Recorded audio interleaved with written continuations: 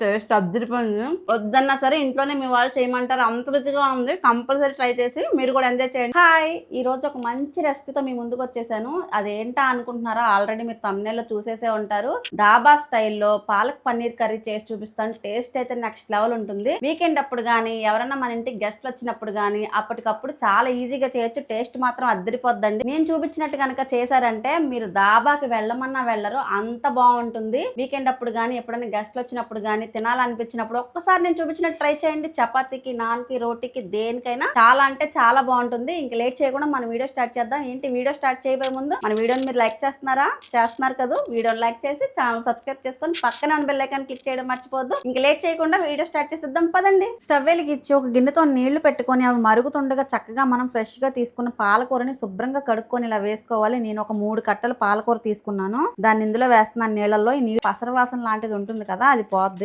పాలకూర 1 నిమిషం పాటు ఉడికింది కదా, స్టవ్ ఆఫ్ చేసేసి వెంటనే మనం బాగా చల్లగా ఉన్న నీళ్ళల్లో వేసుకోవాలి. ఫ్రిడ్జ్ వాటర్ ఉంటుంది కదా, అది ఒక బౌల్లో పోసుకొని ఈ ఆకుని వెంటనే అందులో షిఫ్ట్ చేసేసుకుందాం. ఇలా చల్లటి నీళ్ళలో వేయడం వల్ల ఏంటనంటే రంగు మారకుండా ఆకు మనకి ఎంత ఫ్రెష్ గా ఉందో, ఎంత గ్రీనిష్ గా ఉందో సేమ్ అలాగే ఉంటుంది. మీరు అలా కాకుండా నార్మల్ వాటర్ లో వేసారనుకోండి, ఆకు అనేది నల్లబడిపోద్ది.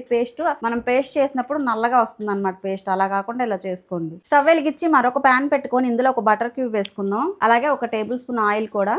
బటర్ చక్కగా కరిగిపోయిన తర్వాత పన్నీర్ని వేసుకోవాలి. నేను ఇక్కడ 200 గ్రామ్స్ పన్నీర్ని ముక్కలుగా కట్ చేయకుండా ఇలా వేసేస్తున్నాను. ఇలా వేసుకొని స్టవ్ని లో ఫ్లేమ్లో పెట్టుకొని 2 వైపులా చక్కగా ఎర్రగా వేగనిద్దాం.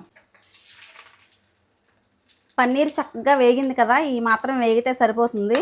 భలే వేగింది చూసారా? ఇప్పుడు ఇదే ప్యాన్ లో కట్ చేసి పెట్టుకున్న 2 మీడియం సైజ్ ఉల్లిపాయలు, 2 మీడియం సైజ్ టమాటోలు, 4-5 ఎండుమిర్చి, అలాగే 1/2 ఇంచ్ అల్లం ముక్క వేసుకోవాలి. 4 వెల్లుల్లి రెబ్బలు, 1 ఇంచ్ దాల్చిన చెక్క, 2 ఎలాచి, 3 లవంగా, ఇందులోనే 1 టేబుల్ స్పూన్ జీడినొక్క వేసుకోండి. నేను డాబా స్టైల్లో చేస్తున్నాను కదా, అందుకే జీడినొక్క వేస్తున్నాను. జీడిపప్పు ఎక్స్పెన్సివ్ కదా, దాని ప్లేస్ లో మనం ఇది వాడుకోవచ్చు. టేస్ట్ బాగుంటుంది. అలాగే 1 టేబుల్ స్పూన్ పుచ్చపప్పు వేసుకొని ఒకసారి బాగా కలుపుకుందాం. చక్కగా ఒకసారి కలుపుకున్న తర్వాత ఉల్లిపాయలు మగ్గడానికి కొద్దిగా సాల్ట్, అలాగే కొద్దిగా పసుపు, వీటిని కూడా ఒకసారి మళ్ళీ బాగా కలుపుకుందాం. వేగుతుంటే మంచి అరోమా వస్తుంది తెలుసా. బటర్ లో వేస్తున్నాం కదా, చాలా మంచి అరోమా వస్తుంది. స్టవ్ని లో ఫ్లేమ్ లో పెట్టుకొని ఒక 2 నిమిషాలు మగ్గనిద్దాం. పాలకూర 10 నిమిషాలు అయింది కదా, చక్కగా ఈ వాటర్ లోంచి తీసేసుకొని బ్లెండర్ లో వేసుకున్నాం కదా, చక్కగా మెత్తగా పేస్ట్ చేసేసుకుందాం.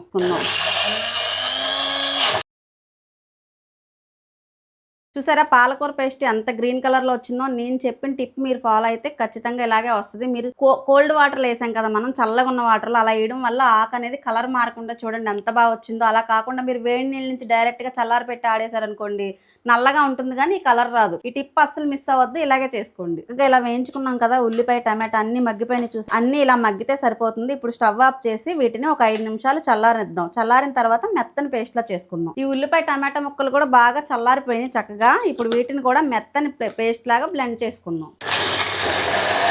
ఇప్పుడు స్టవ్ వెలిగించి మరొక ప్యాన్ పెట్టుకొని కొద్దిగా ఆయిల్ వేసుకుందాం.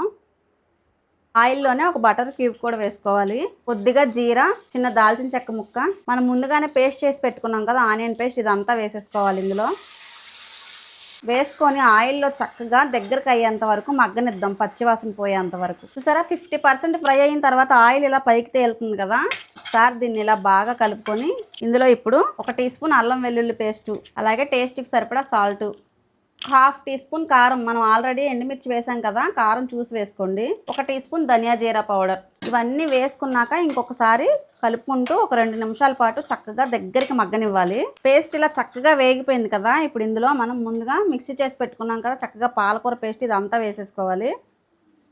ఇది కూడా వేసుకొని మొత్తం కలిసేలాగా బాగా కలుపుకుందాం. పాలకూర వేసేసుకున్నాం కదా, పేస్ట్ 50% ఫ్రై అయిపోయింది కదా. ఇప్పుడు పాలకూర వేసుకున్న తర్వాత కూడా పాలకూరలోని పచ్చివాసన పోయేంత వరకు కూడా దగ్గరుండి కలుపుకుంటూ ఉడకనివ్వాలి. పాలకూర బాగా దగ్గరికి అయిపోయింది కదా, పచ్చివాసన పోయేంత వరకు బాగా ఉడికింది. ఇప్పుడు ఇందులో మనం కొద్దిగా వాటర్ని వేసుకోవాలి. నేను మిక్సీ జార్లో తీసిన వాటర్నే వేస్తున్నాను.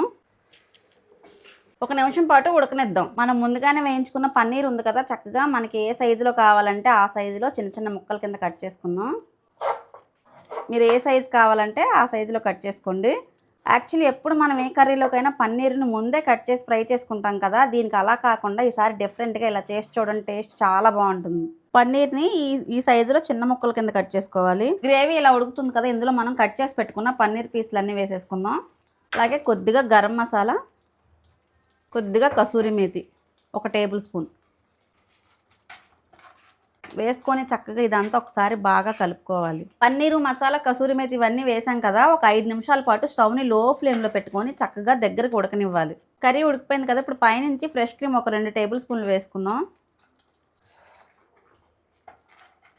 మన palak paneer curry ready. Taste చూసి చెప్తాను పదండి. పాలక్ పన్నీర్ కర్రీని మనం చక్కగా డిష్ అవుట్ చేసుకుందాం. ఇలా రోటీతో కానీ నాన్తో కానీ తింటే అద్దరిపోద్ది. ఇలా చపాతీ ముక్క ఒకటి చింపి ఈ గ్రేవీలో ముంచుకొని